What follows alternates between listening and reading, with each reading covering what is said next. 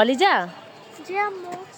তোমার ব্যাগটা তো অনেক সুন্দর। হ্যাঁ আম্মু, ব্যাগটা অনেক সুন্দর। ব্যাগে কত টাকা আছে তোমার? দাঁড়াও, এই দাঁড়াও দাঁড়াও, তোমার হাতে নেল লাগিয়েছো? ইয়েস। দেখি, দুই হাত দেখাও, সুন্দর করে দেখো সবাইকে। ওয়াও, মাশাল্লাহ মাশাল্লাহ, অলিজা হাতে নেল লাগিয়েছে।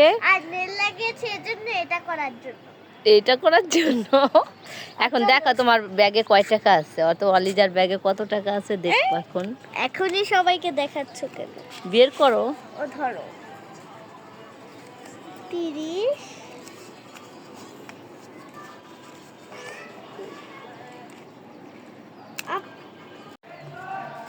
কত টাকা আছে অলিজা? ওয়াও, এটা কি দেখি। ভান্ডিল। এক ভান্ডিল টাকা? হ্যাঁ। কে দিল এত টাকা তোমাকে?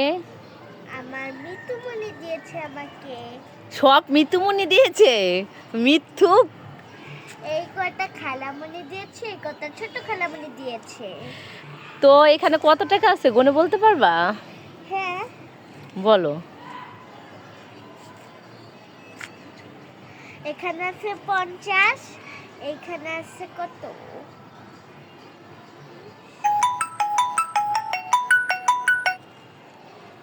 20।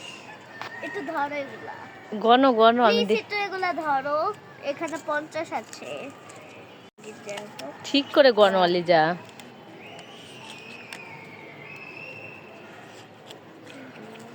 আজকে দেখবো অলিজা টাকা গুনতে পারে কিনা। অলিজা অনেক বড় বড় সংখ্যার অঙ্ক করে ফেলে, এমন মাশাআল্লাহ অলিজা অঙ্কে খুব ভালো। কিন্তু অলিজা টাকা চিনে না, এই টাকা চিনে না, সামান্য 10-20 টাকা অলিজা চিনে না, এমন সেটাকে গুনতে পারে না। তো এই যে দেখো টাকা গনে।